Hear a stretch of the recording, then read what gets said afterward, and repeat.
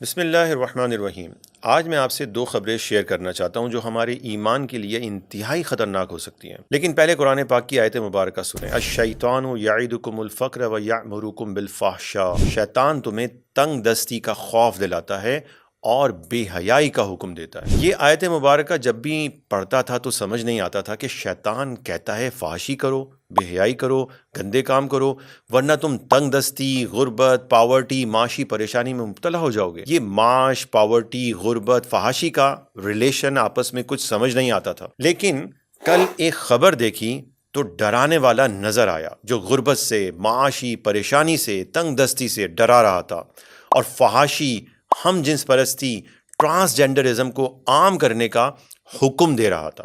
جی ہاں، یہ ڈرانے والا ہے ورلڈ بینک، جو ڈرا رہا ہے یوگینڈا کو، جس نے ہم جنس پرستی، LGBT، ٹرانسجینڈرزم کے خلاف ایک قانون بنایا ہے۔ ورلڈ بینک یوگینڈا سے کہہ رہا ہے کہ زیادہ نیک نہیں بنو، ہم جنس پرستی، LGBT، ٹرانسجینڈرزم اور فحاشی کرنے کو قانونی حق دو، ورنہ ہم تمہیں مزید کوئی قرضہ نہیں دیں گے اور تم مزید مالی پریشانیوں میں پھنس جاؤ گے۔ اب تو یہ آیت مبارکہ ایسی واضح سمجھ آ رہی ہے کہ کوئی سوال ہی باقی نہیں رہتا۔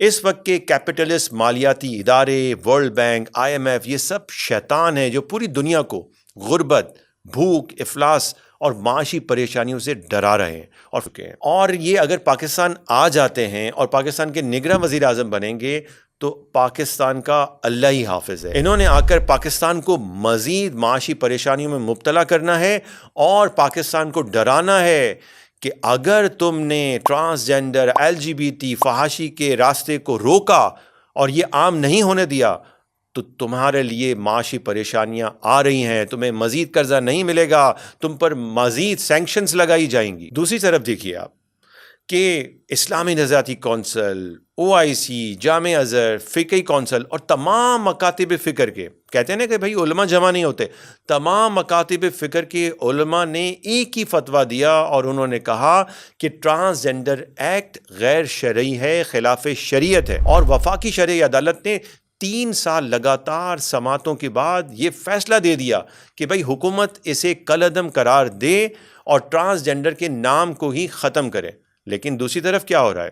یہ ہمارے سیاستدان ڈرے ہوئے ہیں، خوف زدہ ہیں اور ریاست کو، پاکستانیوں کو مزید ڈرا رہے ہیں۔ یہ شیطان کے ایجنٹ نہیں ہیں تو اور کون ہے؟ شیطان ڈراتا ہے تنگ دستی سے کہ اگر تم فحاشی کو، LGBT کو، ہم جنس پرستی کو روکو گے تو معاشی امداد نہیں ملے گی، آپ کو جو ہے قرضے نہیں ملیں گے، آپ کے اوپر سینکشنز لگائی جائیں گی، اور یہ مزید زیادہ سے زیادہ کوشش کر رہے ہیں کہ ایسی قانون سازیاں کریں جس میں ہر طرف ٹرانسجینڈر، LGBT اور ہم جنس پرستی کے راستے کھولیں۔ تو یہ پاکستان اور پاکستانیوں کے لیے بہت ہی مشکل وقت ہے، یا تو آخرت کو ترجیح دیں، ایمان بچائیں، یا پھر معاشی سہولیات اور چند دنوں کے دنیاوی فائدوں کے عوض آخرت کو بیچ دیں۔ اب لوگ جب ہماری باتیں سنتے ہیں تو کہتے ہیں کہ بھئی ہم عام لوگ کیا کر سکتے ہیں، ہم عوام کیا کر سکتے ہیں؟ یہ جو شیطان ہمیں دھمکیاں دے رہے ہیں اور ڈرا رہے ہیں کہ تم معاشی پریشانیوں میں پھنس جاؤ گے، GSP+ کی فیسلٹی ختم ہو جائے گی، تو بھائی اسی آیت مبارکہ کا اگلا حصہ بھی ذرا دیکھیے۔ قرآن پاک میں اسی آیت مبارکہ میں اللہ تبارک و تعالیٰ کیا ارشاد فرماتا ہے؟ واللہ یعدکم مغفرۃ منہ وفضلا،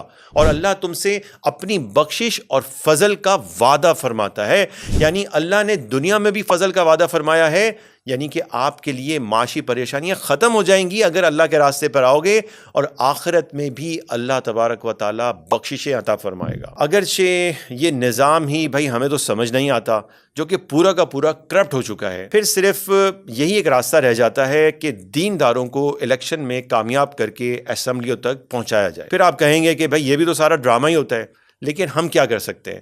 ہم جو کر سکتے ہیں وہ یہ ہے کہ ہم اپنی ذمہ داری ادا کر دیں اور پھر اللہ کے فضل سے امید لگائیں۔ دنیا پرستوں کو ووٹ دے کر تو سوائے کفر کے آپ کسی اور کی مدد ہی نہیں کر رہے۔ یاد رکھیں، خاموشی رضامندی ہے، اس لیے کفر پر راضی نہ ہوں